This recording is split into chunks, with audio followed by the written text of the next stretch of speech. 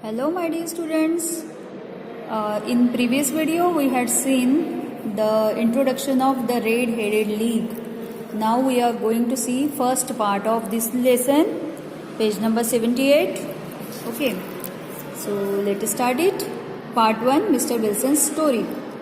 अब देखिए जो ये स्टोरी बताने मतलब ये लिखी किसने है स्टोरी, यहाँ पे हमने देखा था कि ये स्टोरी किसने है, सर आर्थर कोनैन डॉयली, इन्होंने ये स्टोरी लिखी है। और ये जो स्टोरी है ये किसकी है, मिस्टर विल्सन की स्टोरी है। ठीक है, अब देखिए ऑथर जो है वो हमें बता रहे हैं, यानी ऑर्थर जो है सर आर्थर बता रहे हैं, when I called upon my friend mister Sherlock Holmes he was conversing with visitor. वो सर आर्थर बोल रहे हैं कि जब मैं अपने दोस्त से मिलने गया था, उसने मुझे बुलाया था, शेरलॉक होम्स उनके दोस्त का नाम है। जब मैं उससे मिलने गया था वो किसी से बात कर रहा था, यानी किसी के साथ, यानी विजिटर था, कोई बाहर का इंसान था और वो उनसे बात कर रहे थे। Who was an elderly man, थोड़ा एजेड पर्सन था वो, और विथ फेयरी रेड हेयर, और उसके हेयर थे जो रेड कलर के थे। और आपने देखा कि इसका टाइटल जो है द रेड हेडेड लीग है। रेड हेडेड लीग का मतलब क्या होता है, जो रेड हेड वाले होते हैं, यानी रेड बाल जिनके होते हैं, उन लोगों का एक ग्रुप, उसे बोलते हैं लीग, है ना। एक फॉर्मल जो ग्रुप बनता है उसे बोलते हैं लीग। तो रेड हेडेड लोगों का ये ग्रुप था, उनकी ये स्टोरी है। ठीक है, तो सर आर्थर जो है, जो राइटर है इस लेसन के या स्टोरी के, वो बता रहे हैं कि जब मैं अपने फ्रेंड से मिलने गया तो मेरा फ्रेंड किसी से बात कर रहा था, और वो एक विजिटर था, और विजिटर यानी कोई आया होगा उनके पास मिलने के लिए, और उस विजिटर के जो हेयर थे वो रेड थे। Holmes introduce me to the visitor, और फिर मैं जब गया तो होम्स ने, यानी शेरलॉक होम्स जो थे उनके दोस्त, ऑथर के दोस्त, उन्होंने ऑथर को मिस्टर विल्सन, यानी वो जो विजिटर थे, विजिटर का ही नाम क्या था, मिस्टर विल्सन। क्या नाम था उनका, मिस्टर जैबेस विल्सन, ये पूरा नाम मिस्टर जैबेस विल्सन। तो मिस्टर विल्सन से होम्स ने ऑथर को मिलवाया। He was a pawn broker. Pawn broker मतलब जो लोन देते हैं ना, कुछ चीज़ गिरवी रखते हैं और गिरवी रखने के बाद हमें पैसे मिलते हैं, है ना। और जब वो चीज़ जब हम पैसे लौटाते हैं वो चीज़ हमें वापस मिल जाती हैं, तो उसे बोलते हैं पॉन ब्रोकर। तो वो एक पॉन ब्रोकर था। Holmes ask him to repeat his story for me. तो होम्स ने क्या किया, ये जो विजिटर होम्स को कुछ बता रहा था, कुछ स्टोरी बता रहा था खुद की, तो वो स्टोरी होम्स ने उसे बोला कि फिर से रिपीट करो और मुझे बताओ, मुझे यानी किसी ऑथर को। He began by showing us an advertisement in a newspaper. उसने अपनी स्टोरी बताना शुरू किया। कैसे शुरुआत की उसने, डायरेक्ट उसने एक एडवर्टाइजमेंट दिखाई, न्यूज़पेपर में एक एडवर्टाइजमेंट था वो दिखाया। इट रेड एज फॉलोज, और इस तरह का वो एडवर्टाइजमेंट था, to the red headed league. ये जो एडवर्टाइजमेंट है ये किसके लिए है, रेड हेडेड लीग के लिए, यानी जिनके बाल रेड कलर के हैं, ऐसे लोगों के लिए ये एडवर्टाइजमेंट था। There is a vacancy for a member of the league. Red headed league यानी रेड हेड वाला जो इंसान होंगे, जो भी लोग होंगे, उनके लिए ये वैकेंसी थी।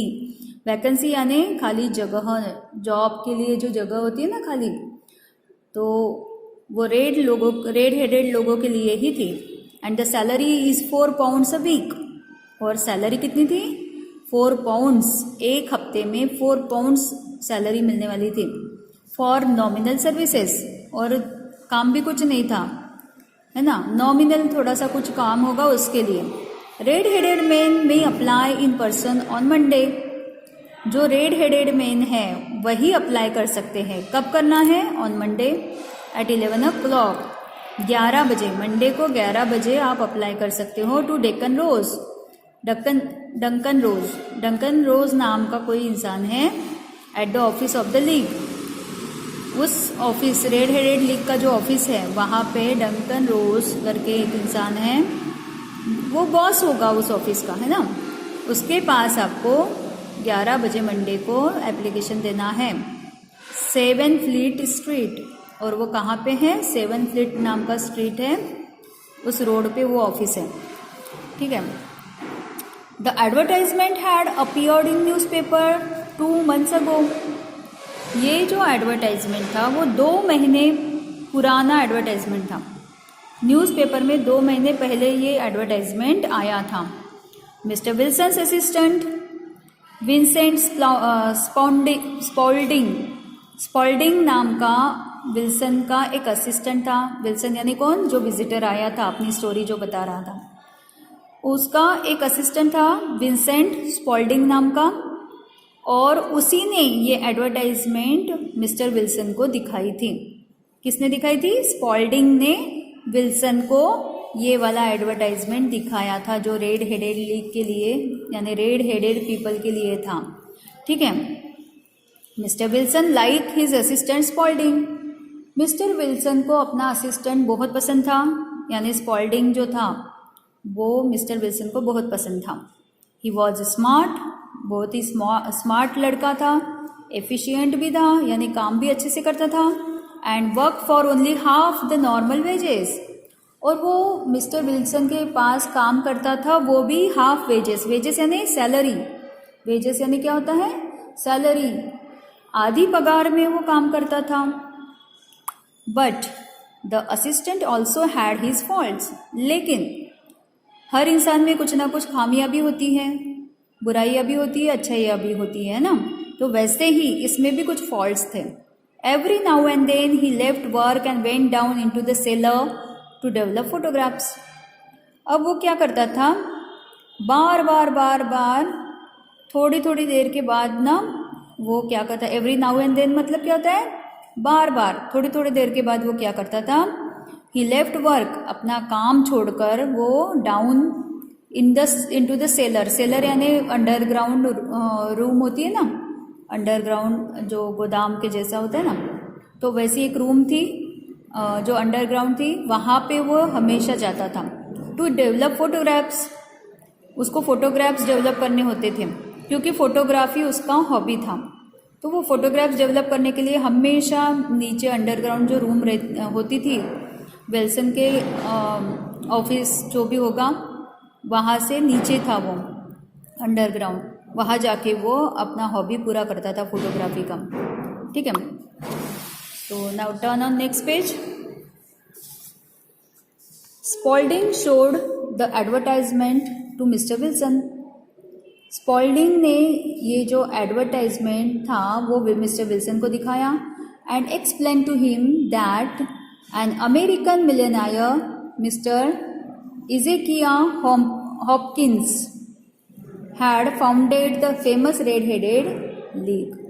स्पाउंडिंग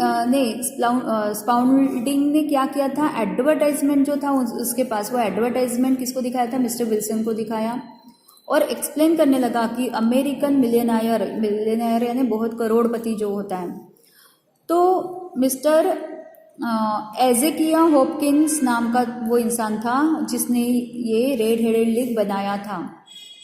वो बहुत करोड़पति इंसान है। To help all red heads like himself. किसके लिए बनाया था उसने ये रेड हेडेड लीग? जो रेड हेडेड पीपल है उनके लिए, उनको हेल्प करने के लिए ये रेड हेडेड लीग उसने बनाया था, फॉर्म किया था। Spaulding urged mister Wilson to apply for the job. Spaulding क्या करने लगा? मिस्टर विल्सन को बहुत फोर्स करने लगा कि आप भी इस जॉब के लिए अप्लाई करो, क्योंकि आपके हेयर भी रेड हैं। So the two of them went to the address given in the advertisement. दोनों भी उस एड्रेस पर गए जो उस एडवर्टाइजमेंट में दिखाया गया था, बताया गया था। Fleet street was full of red headed people. अब वो जो जहाँ पे वो ऑफिस था वो कौन सा रोड था? फ्लीट स्ट्रीट उसका नाम था। वहाँ पे ये लोग गए तो वहाँ पे पूरा रास्ता रेड हेडेड लोगों से भरा हुआ था, क्योंकि सब लोग अप्लाई करने आए थे वहाँ पर। Mister Wilson thought that with so much competition he would not get the job. अब मिस्टर विल्सन को क्या लगने लगा कि इतनी ज़्यादा कंपटीशन है, इतने लोग आए हैं अप्लाई करने के लिए, तो मुझे कहाँ से जॉब मिलेगा। तो उसे डाउट ही होने लगा कि मुझे ये जॉब शायद नहीं मिलेगा. He wanted to go back, but Spaulding pushed through the crowd and took Mr. Wilson to the office. वो वापस जाने लगा था, लेकिन स्पॉल्डिंग ने क्या किया, उसको धक्का देकर ऐसे क्राउड में से, क्राउड यानी बहुत ही रश थी वहाँ पे, भीड़ थी, भीड़ में से मिस्टर विल्सन को ऑफिस तक पहुँचा दिया. There was nothing in the office. Office में कुछ भी नहीं था, but a couple of chairs and table. उस ऑफिस में ज़्यादा कुछ नहीं था, एक मतलब 2-3 चेयर होंगे, 2 चेयर और एक टेबल ही था बस. A red headed man sat behind the table. और उस टेबल के पीछे एक रेड हेडेड इंसान बैठा हुआ था. He was mister Duncan Ross. कौन था वो? Mister Duncan Ross, a representative of red headed league. जिसके पास एप्लीकेशन देना था ना, वो था, रिप्रेजेंटेटिव था उनका रेड हेडेड लीग का. He was very please to see mister Wilson. उसको बहुत ही खुशी हुई मिस्टर विल्सन को देखकर.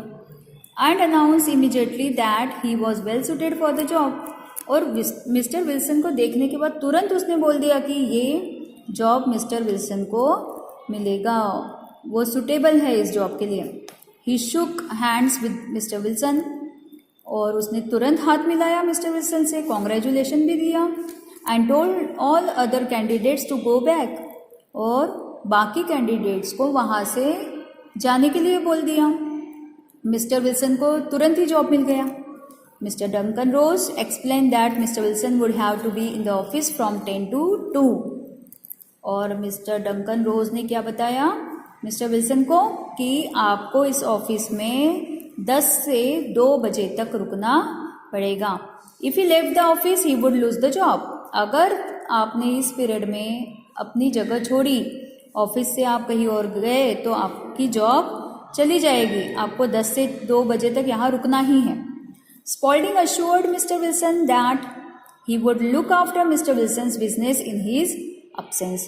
अब स्पॉल्डिंग जो मिस्टर विल्सन का असिस्टेंट था, उसने मिस्टर विल्सन को विश्वास दिलाया कि जब मिस्टर विल्सन ऑफिस आएंगे, यहाँ पे रेड हेडेड लीग का जो ऑफिस है वहाँ पे काम करने आएंगे, तब वो मिस्टर विल्सन का बिजनेस देखेगा, बराबर हैंडल करेगा. उस मिस्टर विल्सन के अब्सेंस में वो सब काम अच्छे से देखेगा. ऐसा स्पॉल्डिंग मिस्टर विल्सन को बोलने लगा. The pay was fixed at 4 pounds a week. और पेमेंट जो था मिस्टर विल्सन का वो कितना था? 4 pounds अ वीक. एक हफ्ते में 4 pound उसको मिलने वाले थे. And the work said mister Wilson. Mister Wilson पूछने लगा कि मुझे काम क्या करना होगा. You have to copy out the Encyclopaedia Britannica. उसका काम क्या था? जैसे एक बड़ी सी किताब होती है ना, एनसाइक्लोपीडिया मतलब क्या होता है? एक बहुत बड़ी किताब होती है जिसमें किसी भी एक टॉपिक के से रिलेटेड सारे वर्ड्स और सारी जानकारी होती हैं. जैसे बर्ड्स, सपोज हम फॉर एग्जांपल बर्ड्स लेंगे, तो बर्ड्स के बारे में जितने भी दुनिया के बर्ड्स होंगे सब की इन्फॉर्मेशन आपको उसमें मिल जाएंगे.